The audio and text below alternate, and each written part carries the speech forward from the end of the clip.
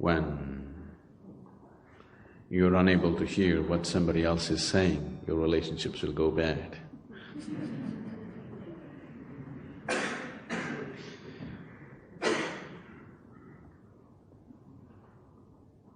In many ways, the fundamentals of your relationship is you're willing to listen to the other person, isn't it?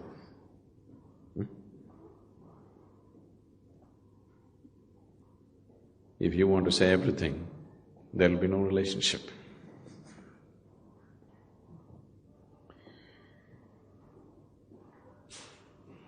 Relationships. For most of you, the way you are right now,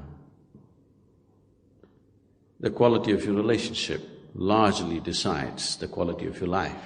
Is it so? The quality of relationships that you hold in your life largely decides the very quality of life that you live. So when it is playing such an important role in your life, I think it needs to be looked at. So what is the basis of a relationship? Why do human beings need a relationship, first of all?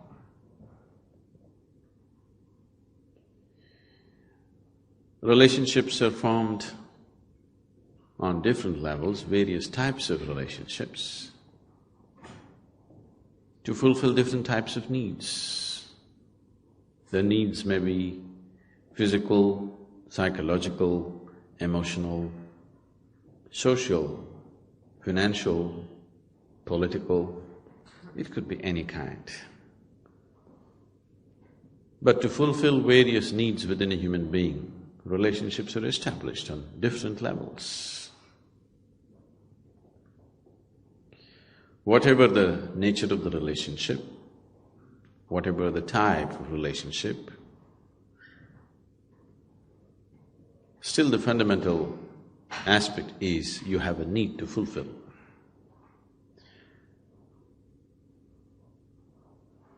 No, I have nothing to get, I want to give. Giving is also as much a need as receiving, isn't it? Yes? I have to give something to somebody. This is also as much a need as I have to receive something. So there is a need, whatever kind of need.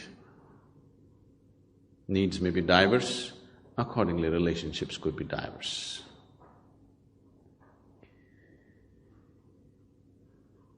Now, the moment we form a relationship, wanting to fulfill a certain need, and if that need is not fulfilled, then relationships will go bad.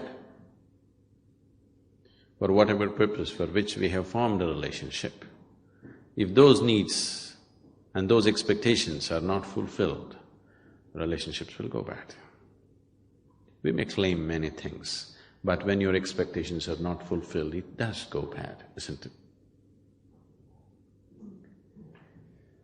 So instead of doing too much wishy-washy about it, it's best to look at it straight and see what is it and how we need to handle it.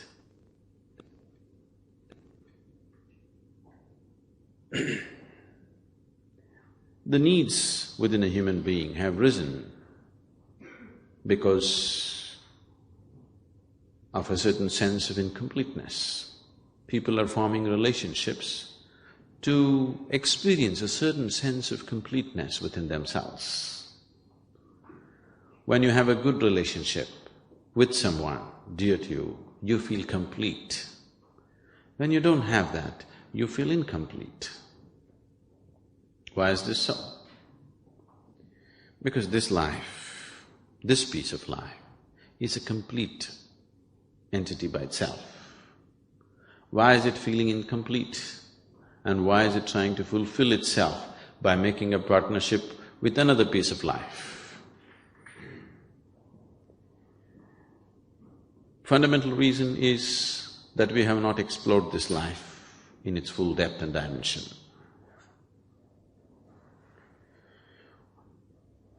Though that is the basis, there is a complex process of relationships as such. There are expectations. And expectations and expectations and expectations. The expectations that most people are creating are such that there is no human being on the planet who could ever fulfill those expectations. If you, especially this man-woman relationship, the expectations are so much that even if you marry a god or a goddess, they will fail you.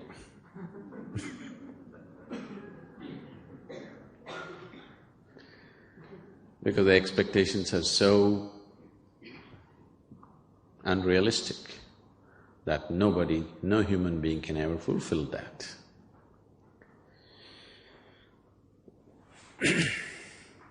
And unable to understand the expectations or the source of expectations. Nobody can fulfill the expectations. But if you understand what is the source of this expectation, you could form a very beautiful partnership. Are you okay? You're getting very serious with relationships. On a certain day, Jack and Jill, now let me use… I'm trying to just culturally change the joke. Jack and Jill were going up the hill.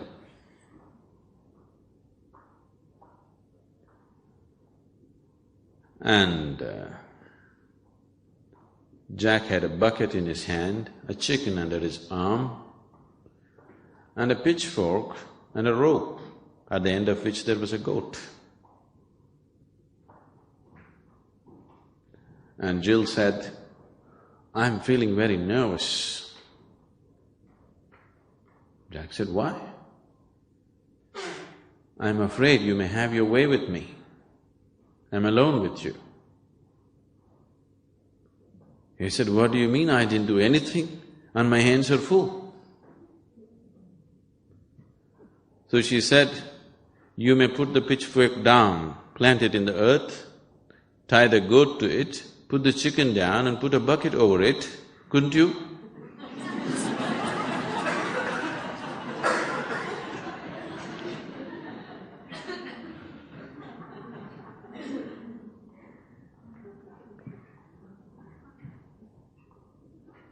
And in the process of holding a relationship, the first moment of meeting, the expectations may be common, but as every step that we take in life, the expectations may become different.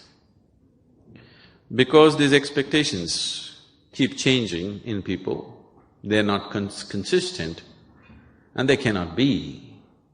One person may be consistent with the same expectation throughout their life, another person's expectations may be changing because his perception and experience of life is changing. Now, relationships become great conflict. More conflict is happening within the four walls of the homes than is happening anywhere on the planet. Only thing is, bombs are not exploding, so you don't hear it. They may be giving each other silent treatment.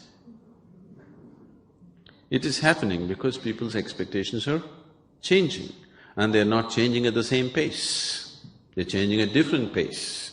One person is changing fast, another person is not so fast about how to change their expectations. So if you go about doing management and circus with these things, there is no way you can gauge it 100% and have a beautiful relationship. If you try to mind read the other person and constantly try to fulfill their expectations, you will become a wreck. You tried those things, isn't it? You're trying to, outdo the other person in really wanting to fulfill all their expectations, you become a wreck. So, if you go like this, it's an endless circus. To some extent you have to do it, but that is not the basis of a beautiful relationship.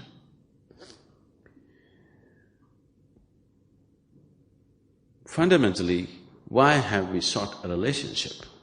Because you find yourself that without a relationship, if you do not have any kind of relationship in your life, then you become depressed. So, fundamentally you're seeking a relationship because you want to be happy, you want to be joyful. Or in other words, you're trying to use the other as a source of your happiness. When you're trying to use the other person as a source of your happiness, what it means is, your happiness is not on self-start. It's like this. Maybe nobody is old enough for this, but here… Let's say you bought a car in 1940s. If you got yourself a car in 40s, along with the car you have to get yourself 2 servants, because morning push start. 50s if you got a car, 1 servant would do because crank start. Now all your automobiles are self-start, isn't it? But your happiness is still on push start, isn't it? Somebody has to push it a little bit, otherwise it won't get started. If you put your happiness on self-start, and now if you're happy by your own nature, now relationships will become a means for you to express your happiness, not to seek happiness. If you're forming relationships to seek happiness and trying to squeeze happiness out of somebody, and that person is trying to squeeze happiness out of you, now this is going to be a painful relationship after some time. Initially it may be okay because something is being fulfilled. But if you have become a joy by yourself and you're forming relationships because you want to express your happiness, nobody's going to complain about you because you're in the process of expressing your joy, not seeking joy from the other person. So if your life becomes an expression of your joy, not in pursuit of happiness, then relationships will be naturally wonderful. You can hold 1,000,000 relationships and still hold them good. Now, this whole circus of trying to fulfill somebody else's expectations does not arise, because if you are an expression of joy, anyway they want to be with you. If you're trying to extract joy from them, then they want to avoid you. Yes? Shifting your life from pursuit of happiness to an expression of joyfulness is what needs to happen if relationships have to really work on all levels. Because they are of many kinds. Your body is right now made in such a way that it's still in a condition where it needs a relationship. Your mind is made in such a way that it still needs a relationship.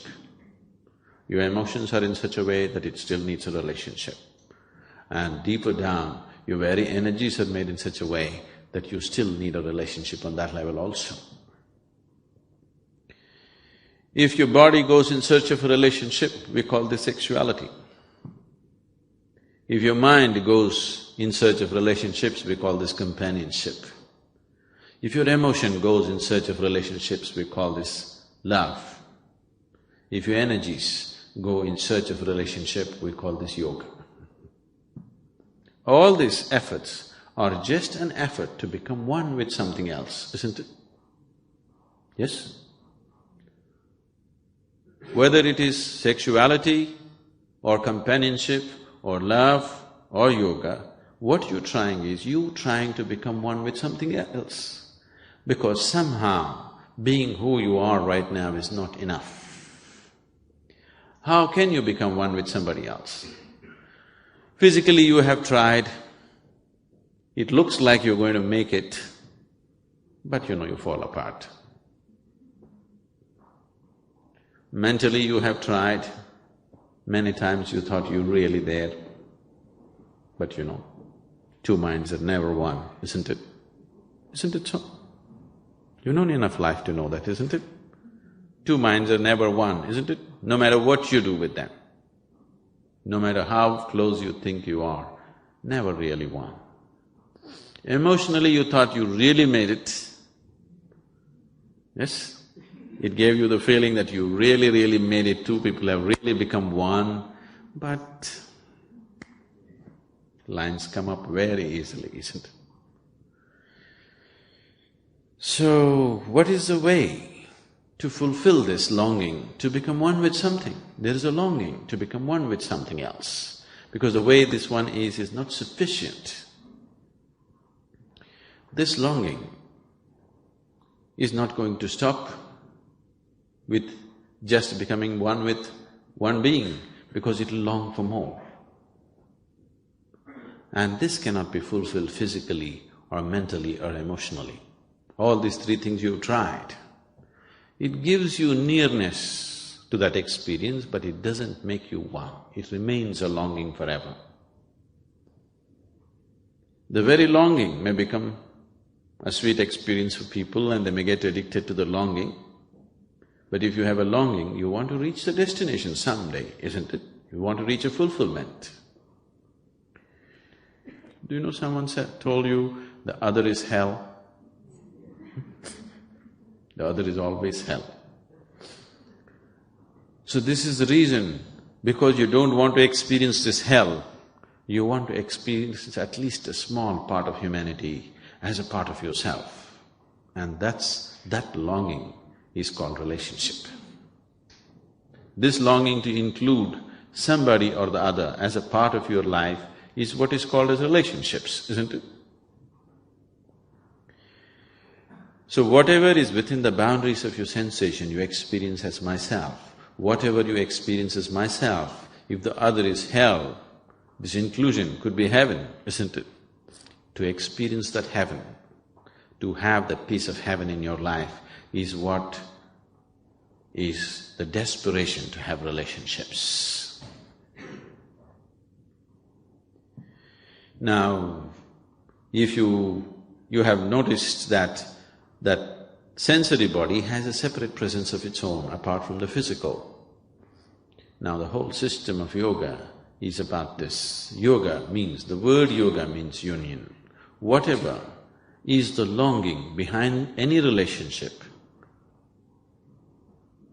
either if you try through the body or through the mind or through the emotion, you will only long, you will never know that oneness. You will know moments of oneness, but it'll never happen. Now, let us say, if you can extend your sensory body to this whole hall and you experience all this life around you as a part of yourself, now the way you exist here is very, very different. Now relationships will only become a way of looking towards the other's need, not about your own, because you have no need of your own anymore. Once there are no compulsions within you and everything that you do becomes conscious, if the compulsiveness to have a relationship is over within you, now you will only act consciously. Now relationships will become a true blessing, no more a longing, no more a struggle. So trying this with your body, with your mind, with your emotion is fine, but it will not get you there. If you can extend these life energies into a larger proportion, simply by keeping your life energies very exuberant, if you keep them highly exuberant, you will see your sensory body will be all over the place. Have you noticed when you're happy, everybody seems to be fine? Yes, you look at people, they all seem to be okay. When you're unhappy, you look at them, nobody in the world seems to be okay. Have you noticed this? Yes. Whenever you see the world has become ugly and not okay, you just have to know you're getting depressed. In fact, the first sign of depression or your insanity is that you start thinking nobody is okay. When we say relationships, people are trying to create relationships on too much fantasy. It is not rooted in reality. What is in a fantasy state today can be a good one, tomorrow could be a bad trip. It happened one day. A woman was dreaming, and in her dream, a handsome hulk of a man appeared. She became breathless and she asked, "What are you going to do to me?" The man said, "Well, lady, it's your dream, whatever you wish." Where do you find such a man? Only in a dream.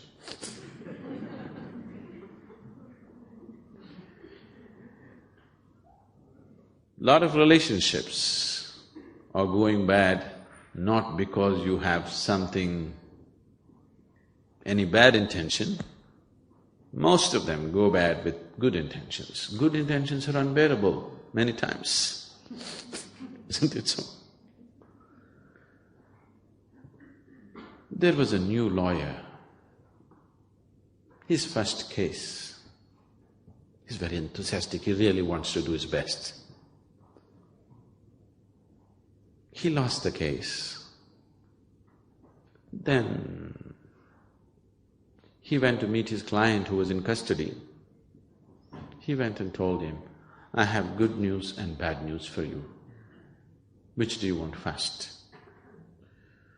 The man said, "Okay, give me the bad news first." So the lawyer said, "You have been sentenced to death."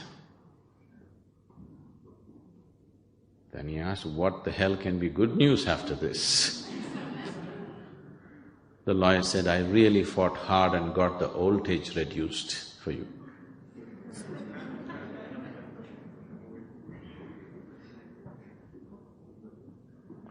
So good intentions can… good intentions and too much enthusiasm without the necessary sense about the other person can create too many problems in relationships. Instead of trying to manage relationships, which is truly impossible actually, if you just learn to include the other as a part of yourself, and your life becomes an expression of joyfulness, not in pursuit of happiness, then you will see relationships have various colors, but every color of it could be enjoyed. Every color of it, every color and hue that it takes on could be just fine. But if you try to manage relationships with your brilliant management, you will see it'll just give you hell. The smartest people on the planet are those people who think they're really smart, tend to have the most horrible relationships. Not essentially, but generally. Somebody who's just simple, they have wonderful relationships. Because it is not a question of management. Nobody likes to be managed by you. You need to understand that. Yes? Nobody likes to be managed by you. When they realize you're managing them, they'll give you hell.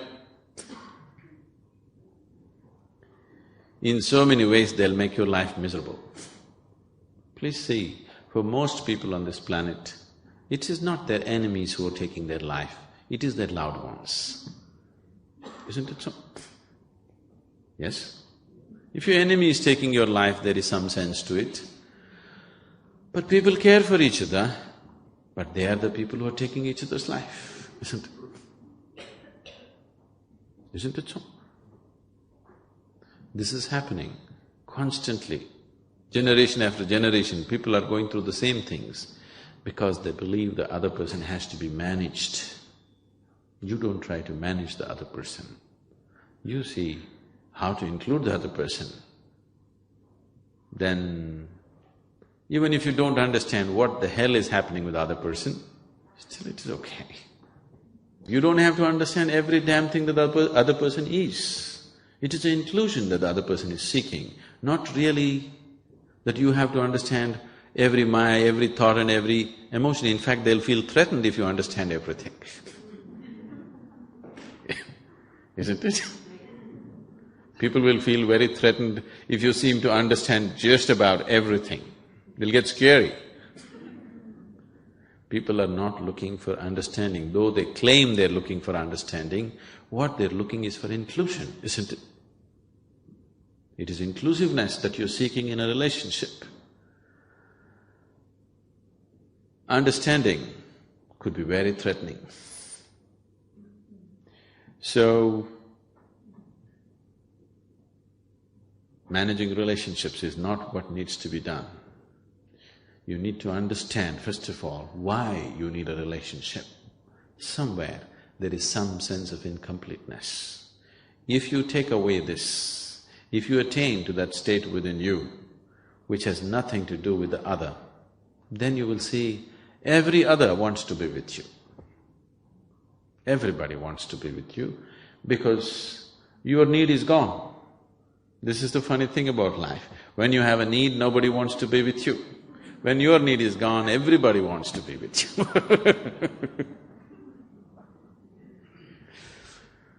you. It's only when the flower blossoms, the bees will come. If you don't blossom, bees won't come. You're a closed bud and calling the bees, they won't come. If you open up, you don't have to call, they'll anyway come. So, if you want to have wonderful relationships, do not try to manage the relationship. See how to enhance who you are. Who you are on all levels, physically, mentally, emotionally, energy-wise. See how to up this.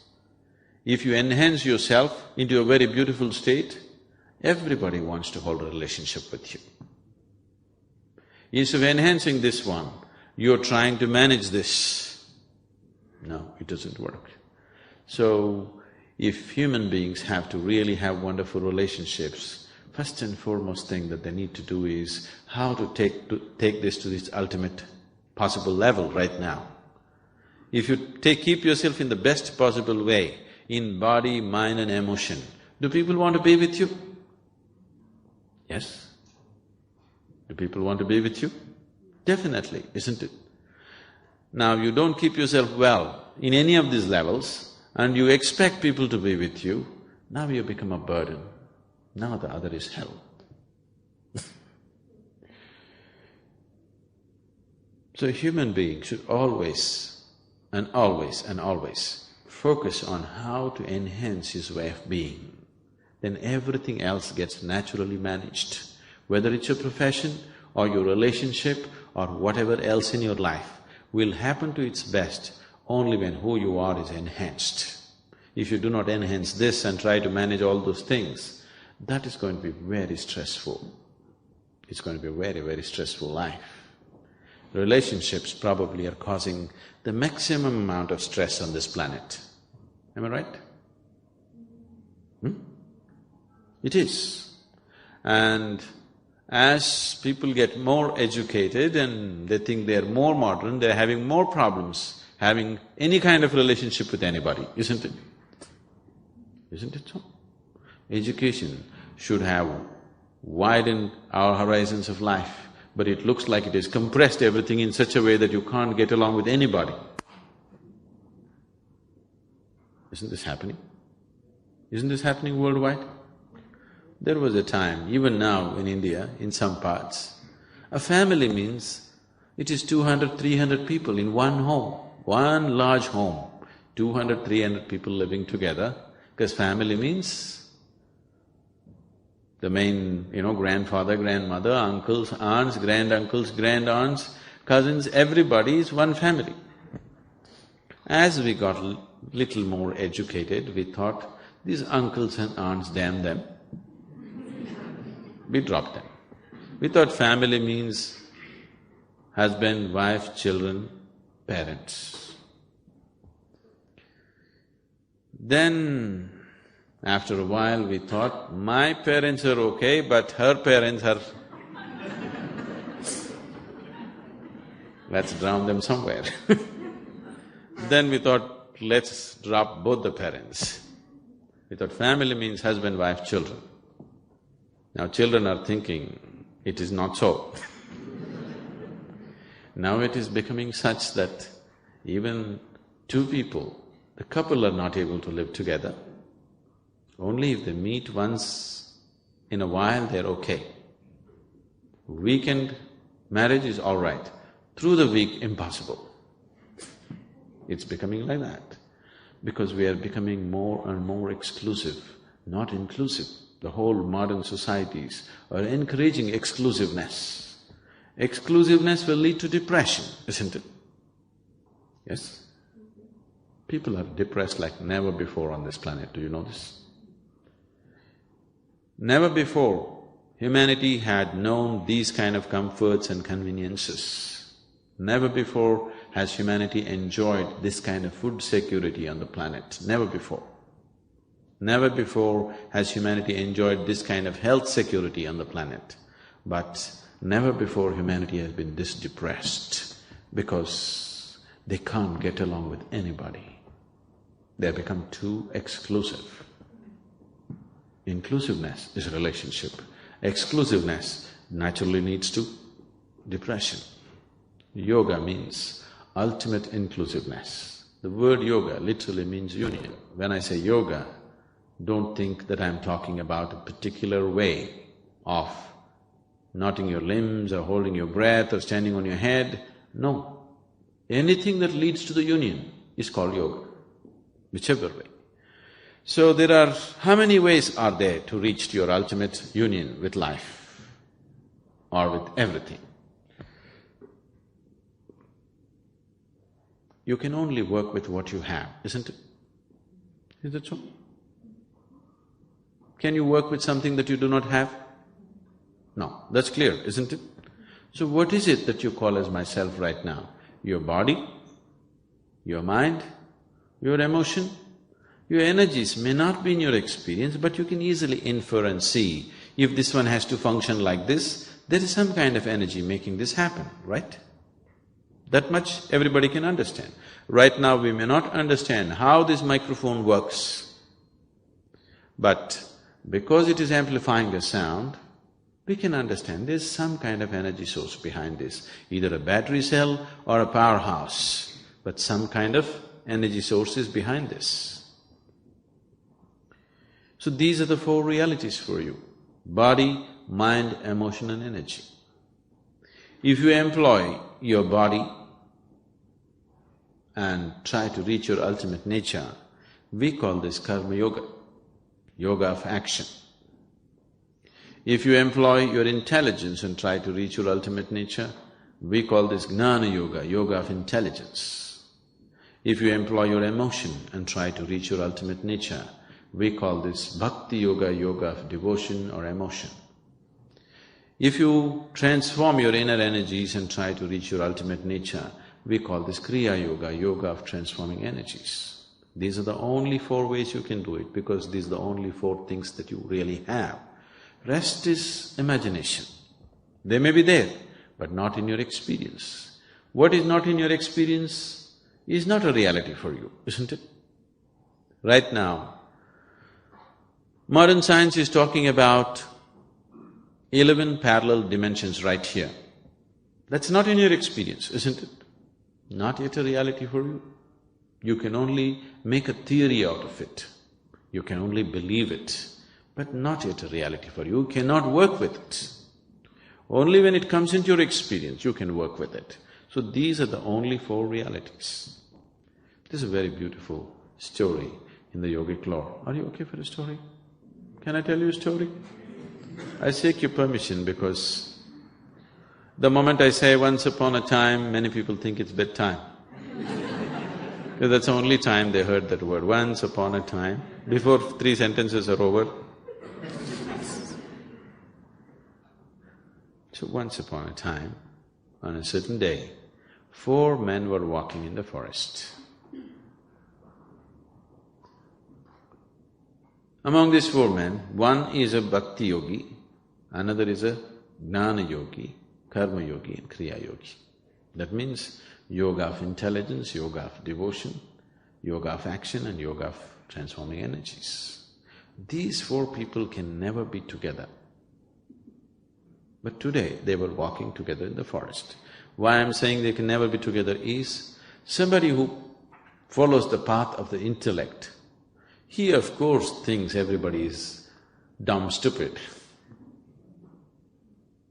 Especially the devotees who are doing Ram Ram or whatever else, they look utterly stupid for the man of intellect.